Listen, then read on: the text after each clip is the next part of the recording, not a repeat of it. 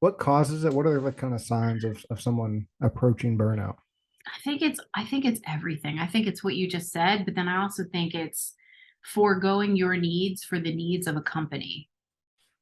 Okay. Like so I'm a huge fan and I've done so much of his work, Tony Robbins. And Tony Robbins says success without fulfillment is the ultimate failure. Mm. So you could have all the success in the world, but if you're not fulfilled in what you're doing, what's money? And the same goes true. You could have all the fulfillment in the world, but if you can't eat, you're in trouble. So you kind of need success and fulfillment. So, but I think so many people give up on the possibility that they can have both. So they just forego the fulfillment and they stay with the focus of the success because, well, that's feeding me. So if you live in a scarcity or fearful mindset, you're going to stay put. You're not going to take risks.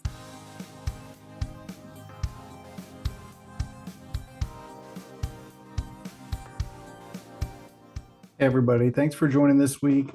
Today we're diving into a conversation with Michelle Dickinson, who has written a book and currently works as a resiliency consultant. And I thought that was super interesting because, as you probably noticed, a lot of the recent episodes have been talking to mental health professionals and kind of like mindset coaches. And I like the idea of someone that's focused on resiliency because my idea of what resiliency was probably different than definitely different than her definition, and probably different than what a lot of people think of. So Michelle does a really good job of explaining what that means, some tools and tips that we can use to kind of get our day started off right, to avoid burnout, and things like that. And I think it's such a important topic, especially right now in today's society, where it's become a little bit more acceptable to talk about mental health and the idea of what burnout is at work. So, without further ado, let's dive into the conversation with Michelle. All right, Michelle, we were chatting a little bit before we started here about the importance of resiliency, kind of on our overall mental health. And I really wanted to ask, it says that you're like a resilience coach. So, what is resiliency, and how do you help people with it? Yeah. And thanks for asking. I think, at the end of the day, we have to think about our emotional well being as something that we're tending to every day, just like our physical bodies, right? Like every day we wouldn't wake up and throw caution to the wind and say, hey, I'm just going to eat whatever I want. I'm just gonna, sit around on the couch and do nothing. You think about your physical body. You say to yourself, I need to move my body. I need to feel better. I need to put good energy into my body.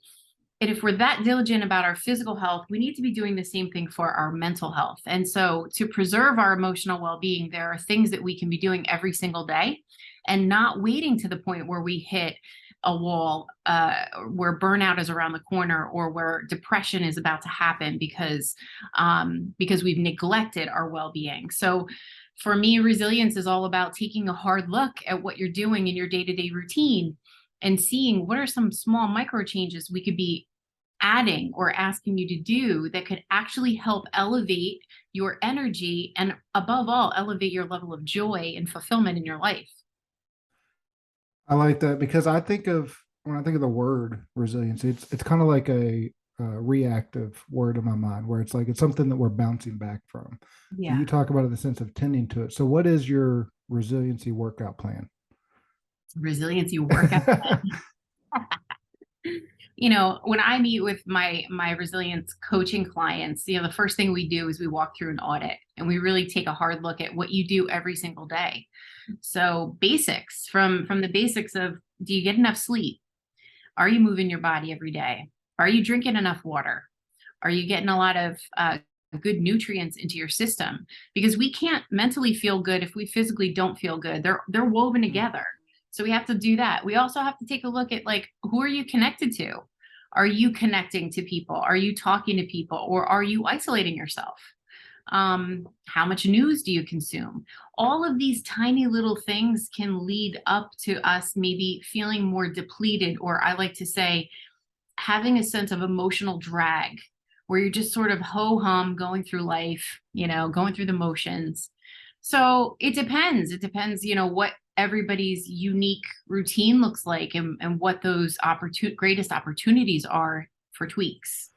Do you have like tricks or tools that you would recommend to somebody? Because when I think it's kind of like a physical workout, and it sounds like that's a part of this, but Yeah, for these sure. are all things that we all know we should be doing, right? We should get enough sleep, we should work out, we should eat healthy. But why is it so hard for us then to actually apply it? And then is there a way that you teach people to be a little bit more consistent about applying it?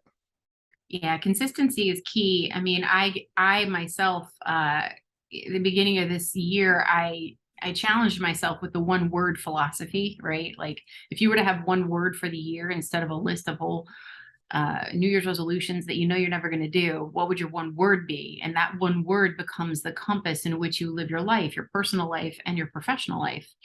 And it's interesting because my word for this year was, and it still is, self-discipline. And so the definition of self-discipline is the consistent ability to control actions, feelings, and emotions and stick to plans. So, it's hard if people are coming to me and they're saying, I don't have a sense of joy. I feel like if I keep doing what I'm doing, I'm going to hit burnout. I'm just not, I'm not excited about things anymore. Right. So like if that's the complaint when people come to me, um, you know, for me, it's sort of like, okay, well, let's take a step back and ask you a time in your life when you felt joy. What was that time in your life? Like, just reflect for a second when you felt the most joy, when you were like feeling like on top of the world. And then ask yourself, well, what were you doing in your life? What were your routines like? What were your habits like? What was going on?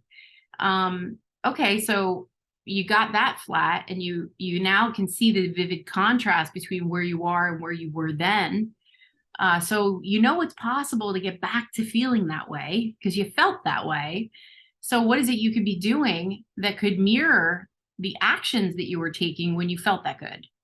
So it's not that complicated, but yet it is difficult because it's hard for people to stay disciplined. And to realize change, you have to have the consistency. It's just like going to the gym once a week and thinking you're gonna be ripped. Like, no, you need the consistency. I had a trainer once say to me, Michelle, consistency trumps intensity. Mm.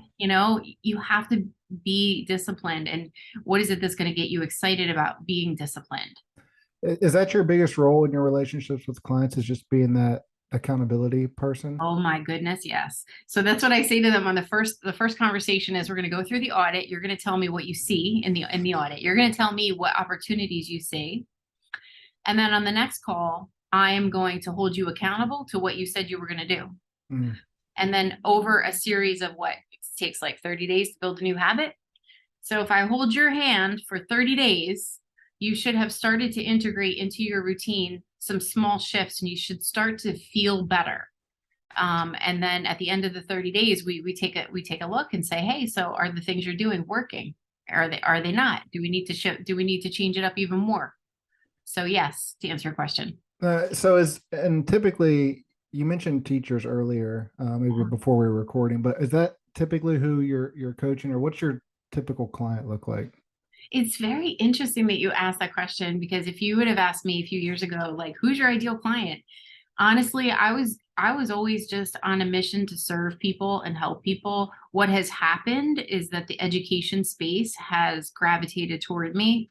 So Mm. the bulk of my practice is turning out to be educators, which is perfectly in harmony with what I'm up to. Because if you want to make the greatest impact in the world, which is what I'm up to, you impact the people that are in front of the greatest generation, which is the youngest generation. So if you want to affect children, I think we really need to do a better job caring for our educators.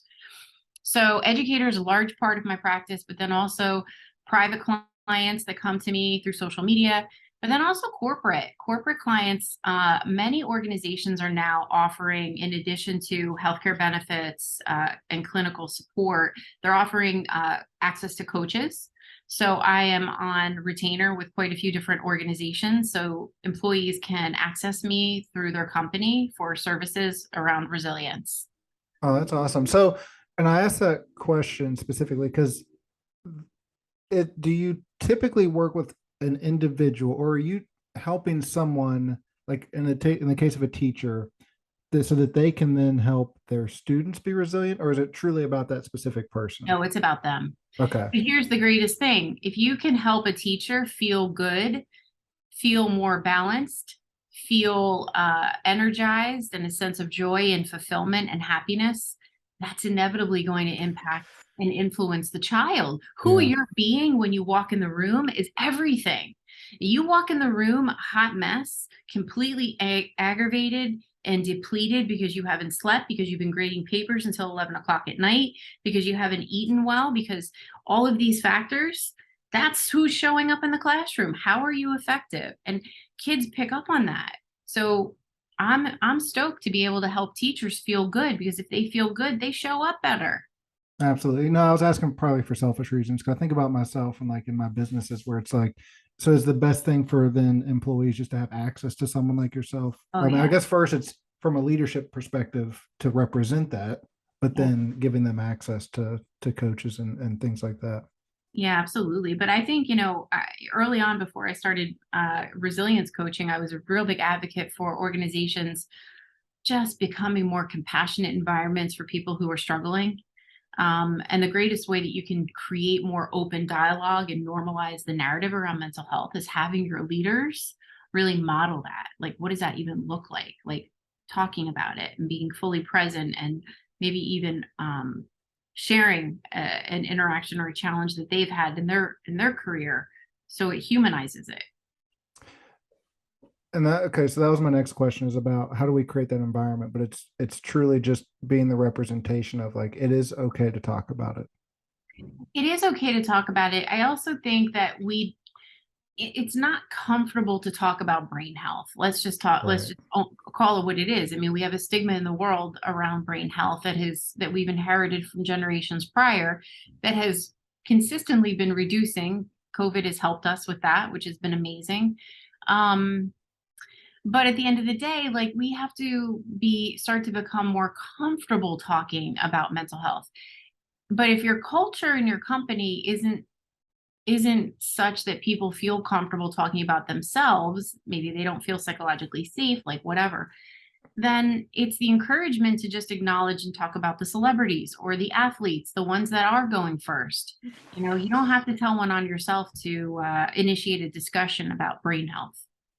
Yeah, and you talk about, and it seems like as a society we're starting to transition a little bit towards being more open about it, and that's good. So, where do you think that stigma comes from? Where is it just because we don't like to be open about our insecurities? Like, what do you think that is the foundation of that? I don't know. I think it's rooted in generations before, and how mental illness was portrayed, whether it was in entertainment, or what we heard in the news media about mass shootings, and this horrible association. Like, I don't want people to think I'm crazy. I'll have to be in a straitjacket and taken away, in a paddy wagon. Like, there's some old beliefs that really need to be completely decimated, because there's so many beautiful human beings that are navigating life and living their best life, and they also have a mental illness, and you would never know, because they are effectively managing it and taking care of themselves. And so I think we just need to keep talking about it, normalizing it, acknowledging how we're feeling, and just remove some of the shame that still exists. You talk about this mission that you're on. Where does that drive come from? uh, it's amazing. I think about this often. It definitely is my mom. I mean, I wrote the book, I gave the TED talk about my mom and her bipolar disorder, and how that affected me and shaped me. And then I let that story and that experience that I had from a little girl um, kind of go off to the side, and didn't really think much of it. But then when I gave the TED talk, it just sort of opened Pandora's box, and I was like, oh my goodness, well, if I start talking about this, I can actually make a difference. I can actually make a difference. And in the process, I was like sort of healing myself from that experience. Um, I think it's just to honor my mom. My mom suffered a lot. Like, back then, there wasn't great treatment. There was, a lot of ridicule, a lot of whispering about her illness. a lot of shame. And I just say to myself, like, my goodness, if we could live in a different world, if we could live in a world where people didn't have to feel like that, or, you know, we now know treatment is better than it was then. Um, so my drive really is like, what if we could get ahead of it? So that's why I come at this whole conversation around mental health now from a resilience perspective, because I truly do believe, especially from my own depression, there are specific things that I can be doing every day to keep myself healthy. Can we dive into that relationship with your mom a little bit? I want because Yeah. I think it's always interesting to take a step back to see how someone gets to the places that they are. And Yeah. were you like the primary caregiver for your mom? And how old were you when this was going on? So my mom first started having symptoms when I was probably like 4 years old. Hmm. And my dad worked a lot. So I was always with my mom. I do have memories of her being completely okay, like stable. But it was in my, I guess, like my adolescent years and my teen years when she started to become very volatile. Um, and so a lot of the burden would fall on me because my dad always worked. So it was sitting with her, staying with her. It was making dinner when she just didn't feel like making dinner. It was doing dishes. It was doing laundry, whatever had to be done around the house, you know. It was consoling her when she couldn't stop crying. It was making her coffee, like whatever it looked like. Um, and it was hard because like my dad was he was working, he couldn't have his work disrupted, you know. He was paying for things, he was the breadwinner. But my mom also was hurting, and it wasn't until years ago that I realized this, like, because she was abusive, she was verbally, emotionally, and physically abusive, because when the hurt are hurting, they tend to hurt others, and that's exactly what happened. So um yeah, I cared for her even up until I was like in my 20s, and I then was even out of the house, I was still caring for her, going back and checking on her. um but yeah, Did you have siblings? so I had two cousins that came to live with us for a little while. Hmm. um and so I think that was probably a source of the stress that um probably perpetuated the bipolar disorder, but that's just a theory. That your parents were responsible for? They were responsible for these cousins, or Yeah, I think it was all of a sudden my mom then had like a family of five. Like right? she had to care for herself and like four other people. So probably contributed. I don't know. It's speculation, but yeah. I Yeah. find that it's so commendable and like so impressive that you were able to do that because you don't get an award for helping, and this is such a pivotal time in your life. So how does that shape you when your teens and your early 20s are completely controlled by this? Um, I mean, just such a Oh, yeah. profound Yeah. burden. And how did you get through that? You know, I think that we have to remember that kids are incredibly resourceful. Yeah. And we don't know what we don't know. I mean, like, I think like I had a glimpse that this wasn't normal when I would go to my girlfriend's house and like see the relationship between her and her mom. I'd be like, oh, that's how it's supposed to be. um, but I also had aunts, and I had a grandmother. I had other family lead, like female leaders in my life that I gravitated toward, and even my girlfriend's parents they became like surrogate parents almost. So you find what you need when you need it. Mm. And it's survival, right? And I thought I came out of the whole situation unscathed. I was like, look at me. I actually came out okay. I'm actually contributing member to society. Who would have thought? But it does affect you. It affects you in many ways. Like, I am deeply empathetic. I'm an empath by nature. I feel the energy in a room. I feel the energy with someone if they're struggling. I pick up on that because that was something I had to do as a little girl. I had to pick up on my mom's mood all the time. Is she going to throw something at me or hug me? Wow. So I think that, later on in my adult life, I realized that that really did affect me. And then you gravitate to partners that are reminiscent of that because they're comfortable. It's not because it's good for you, but it's because, okay, well, that's very familiar. It's a familiar feeling to take care of and be walking on eggshells around someone, right? So there's all these complexities. And I put myself through a lot of therapy to try to unpack it.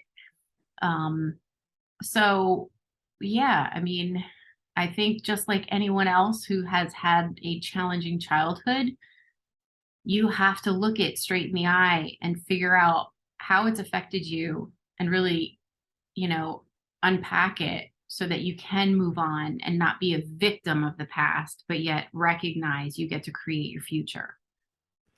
That's really powerful. How did you get prompted to start talking about it, to like write a book, to do a TED talk? What was the catalyst to Funny because story. that's scary to open up about, right? I mean, There's, back then there was even more shame. So like I didn't tell anybody about my crazy mom. I didn't tell anybody about my bipolar mom. It was just like, look at me, I'm okay in the face of that. If you only knew what I have been through. right.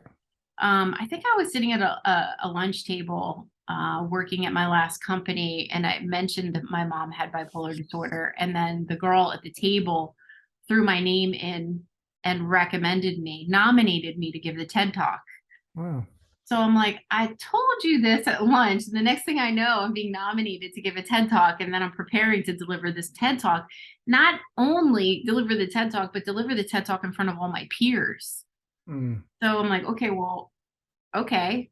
But little did I didn't even realize the power that would have with opening doorways and opening pathways for other people. It was like a bridge for people to come to me and start talking about, like, oh my goodness, like my father, I think my father was bipolar, or I have bipolar disorder. Like, thank you for giving me that perspective of what it's like to be my child. And you just go, oh my gosh.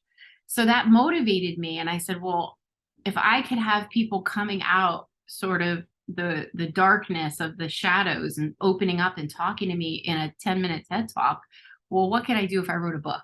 right. So that inspired me to go on and write the book, because I knew that I could help people, and that was always my goal, was I could probably help more people if I wrote this in a book, and that's why I did it. It's always interesting to me that the how just the like familiarity of a situation. So someone seeing your story, being able to connect with it is such a huge piece of them being able to get past their own things. And that was one of the reasons I even started a podcast, was just to show, kind of like highlight stories from people like yourself that have these really cool backgrounds. Cool may not be the best term for it, but interesting backgrounds, and then Yeah. are able to parlay that into a successful career. And it's like, so how did we kind of talked about the past, the transition out of that, but what did your career first start as? Like, what was those first roles? Like, what did you want to do? My very first job was making salads at a restaurant. And that was like, and it's funny, I reflect on my very first boss. There were a couple of bosses that ran that restaurant, but one of them was always so encouraging and so complimentary. And so here's a girl who was often doing laundry, cleaning the house, cooking, and getting zero accolades. So then, like, I got my first job at a restaurant, and like for the first time, I was having people like acknowledge me for the hard work that I was doing. And it was like amazing. So I started at a restaurant, and then I just sort of worked my way from there. I worked a professional job, um, delivering parts for computers. And then from there, I just I didn't want to go to college after school. So I just decided I was just going to work, and then landed my first administrative assistant position um, at a pharmaceutical company, which was pretty amazing. And that is what started my career in the pharmaceutical industry. Ultimately had me go back to college, get my associates, get my bachelor's, then get my master's degree. And I moved around to some of the biggest pharma companies in the state of New Jersey, just, growing, advancing, and learning the whole way, which was really cool. And then was it at that company that you were nominated to do the TED Talk? And then that's Yeah, when you so it was at transitioned. my last company where I was nominated to give the TED Talk, gave the TED Talk, started talking openly about mental health, something I never even thought I would. I mean, I was in regulatory quality. Okay. I was pushing SOPs. I was pushing SOPs, like, and like, and I loved the people. The people were what kept me in my seat, but like, did I like the work? Probably not. And then I just started to realize, like, Dad, like my work is not this. This is my work is not done. I'm being pulled. I'm being pulled to do more and make a bigger difference. And so that ultimately had me just decide I wanted to leave the industry altogether. I was displaced in a reorganization, and that was the greatest gift that could have ever been given to me. So I was sort of like the fledgling pushed from the nest to go do bigger things. And that's when I started my company. That's awesome. And I ask about the corporate route because you talk a lot about in your work, like burnout. Yeah. And do you think that burnout is kind of predicated by that idea that, hey, I'm doing this work, but it's maybe not my passion, or is it some Yeah. other factor? Like what causes it? What are the like, kind of signs of someone approaching burnout? I think it's everything. I think it's what you just said, but then I also think it's foregoing your needs for the needs of a company. Okay. Like I'm a huge fan, and I've done so much of his work, Tony Robbins. And Tony Robbins says, success without fulfillment is the ultimate failure. Mm, So you could have all the success in the world, but if you're not fulfilled in what you're doing, what's money? And the same goes true. You could have all the fulfillment in the world, but if you can't eat, you're in trouble. So you kind of need success and fulfillment. So, but I think so many people give up on the possibility that they can have both. So they just forego the fulfillment and they stay with the focus of the success because, well, that's feeding me. So if you live in a scarcity or fearful mindset, you're going to stay put. You're not going to take risks. right. And so burnout can come from not being fulfilled in your role, but then even worse, sacrificing your health and your balance and your well-being for a job for 9 to 5. How does someone start to think about or like how do you identify what it is that is going to fulfill you? How do you tell somebody to do that? Yeah, I mean, we first and foremost, you got to slow down. You got to slow down. People are going 150 miles an hour. They don't even know. They're waking up in the morning, they're falling into their day. They're working how many hours a week? They're barely holding it together. They're getting through the routine. The weekend comes, they crash. And then Sunday comes, and then starts a depression of I gotta start this whole hamster wheel all over again tomorrow. Hmm. So I think we need to slow down and start to really get present to what it is that we want. Life isn't slowing down. Life isn't stopping for anyone to figure it out. You have to take the pause and really take inventory. This is what I've done, but my heart is over here and I feel a pull to over there. But you'll never feel the pull to over there unless you sit in the silence with yourself and get present to what is it that's calling you. And so one of the greatest things I'm always an advocate for sharing is meditation. Meditation is the opportunity for you to just get present with yourself and with your thoughts and with that higher subconscious voice that wants to reach you, but you can't hear it because you're too busy. Is that included in the resiliency workout plan? Is some meditation? Meditation, hands down. Yeah. Um, is there a way to um like I'm think about it from a perspective of like, well, if you see other people um you know in that rat race, in that hamster wheel, are there ways to um politely, or I don't know the right word, but empathetically, I guess, address those situations? 'Cause I'm thinking back to employees again, right? So how do you start to have those conversations where it's like, hey, I see that, I recognize that maybe you're struggling. Are there things you want to talk about? Like, how do you have those conversations with people? So is this if you're a people leader and you notice that someone might be struggling and you want to just sort of invite them to take a look? Sure. Or even in your, personal life, whether it be a family member or someone close to you, like how, just any, I guess, close relationship. Is there a way to have those conversations with others if you recognize, kind of, Yeah, I mean, it's funny because when I sit down and I talk to someone for the first time and we go through the resilience audit, one of the questions I ask them is, so, hey, how many hours are you working a week? And these teachers are dedicated. If I learn anything about teachers, they are some dedicated human beings that really just pour into their job. And they tell me 60, 65 hours. I go, so you're working 60, 65 hours. Some of them work in two jobs because we all know there's a pay issue going on with our educators. yeah. So they're working two, three jobs, right? And I say to them, I'm like, So 65 hours a week. So let me just ask you, do you really think that's sustainable? Do you think you can continue to do that? What is the definition of insanity?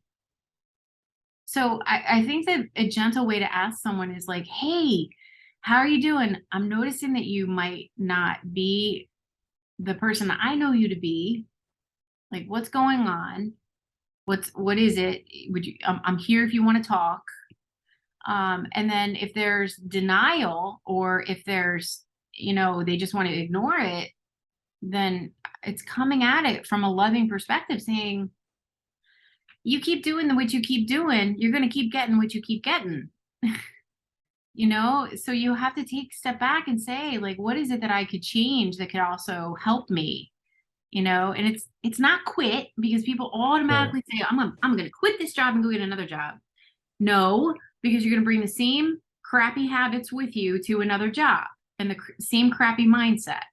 So you really have to take a step back and say, what is it with my mindset and my day-to-day routine that I could be doing and taking ownership of? And then when you do that, I tell you, it's like magic. The external world starts to work itself out.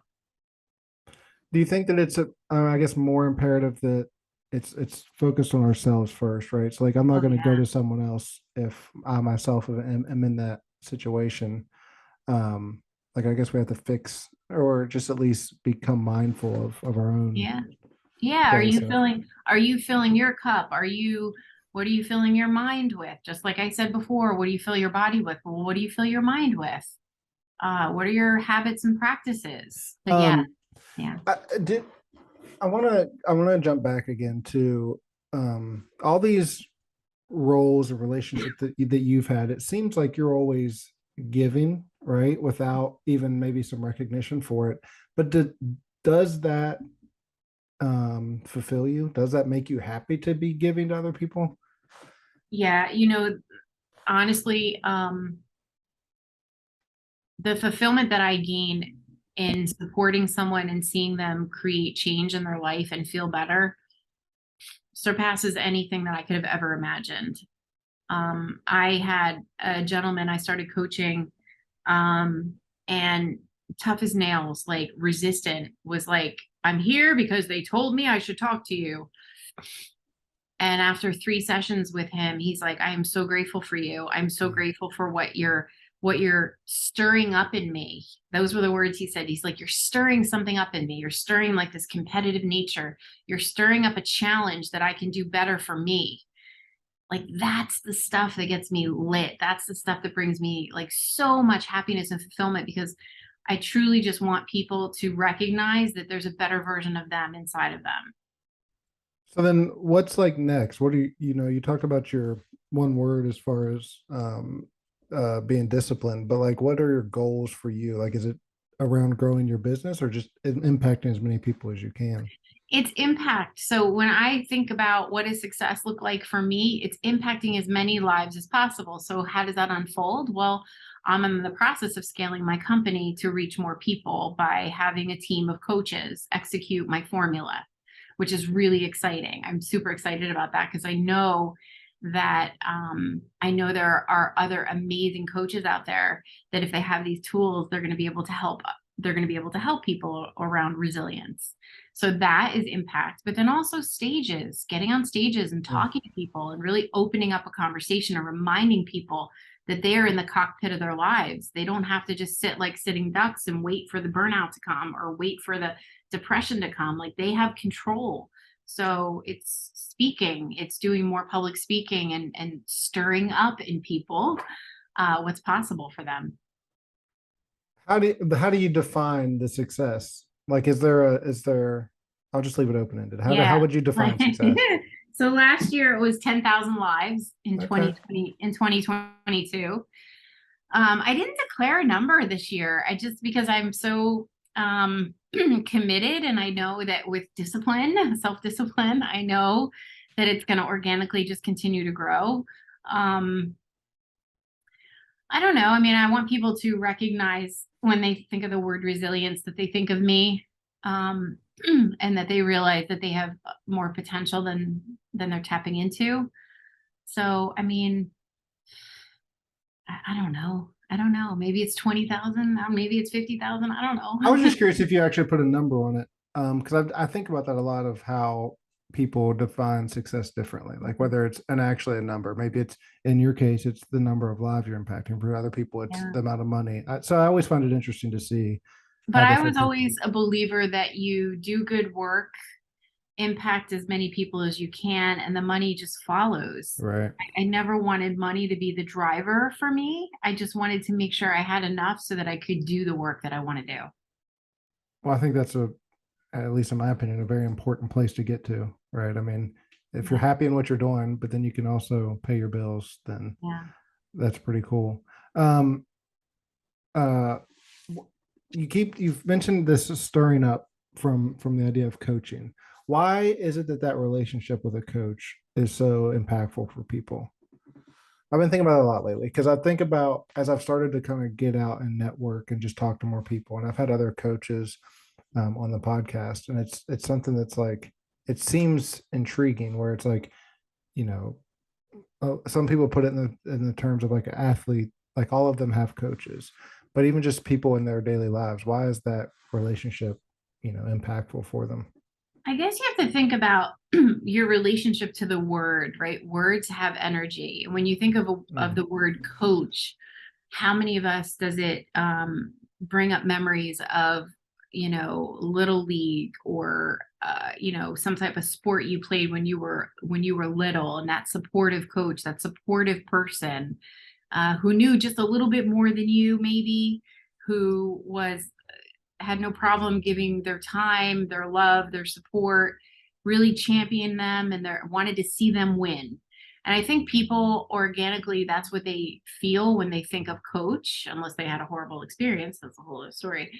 Um, but and I think the reason people come to me and come to coaches is because it's less threatening.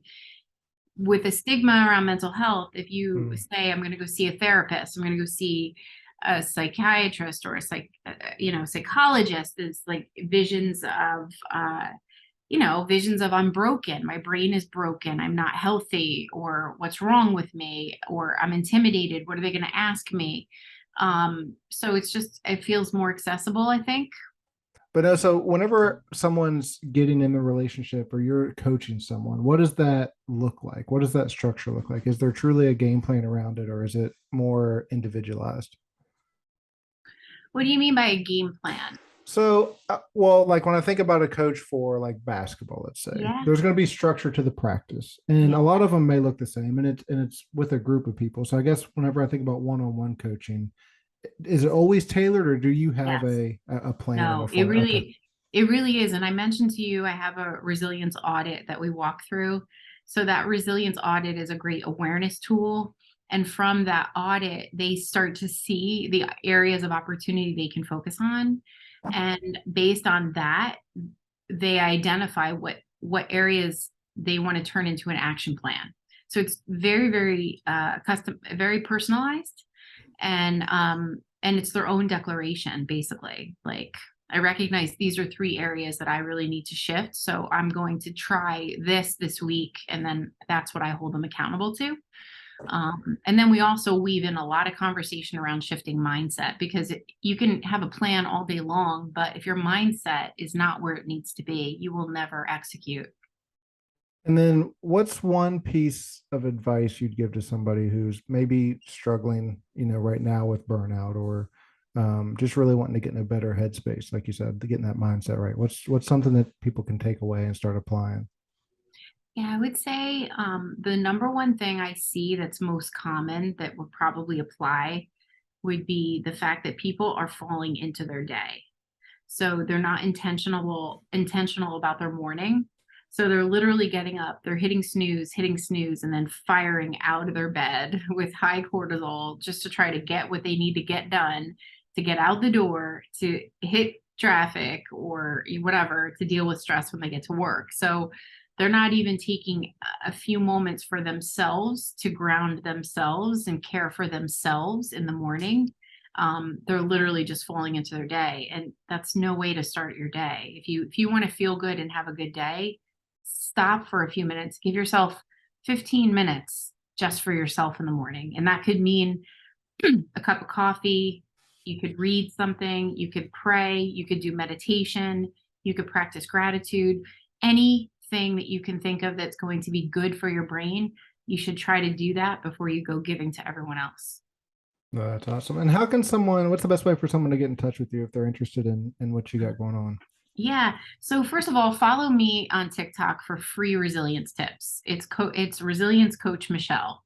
I am putting out a ton of free resilience tips. You want to go there and just consume them because it's a lot of the things that I'm sharing with my clients basically. So Resilience Coach Michelle on TikTok, hit me up on LinkedIn. LinkedIn is really a second home for me for both professionals and for educators. So, and if you want to follow my work, that's the best place to follow me. Articles and information that I'm doing, like events that I'm participating in as well.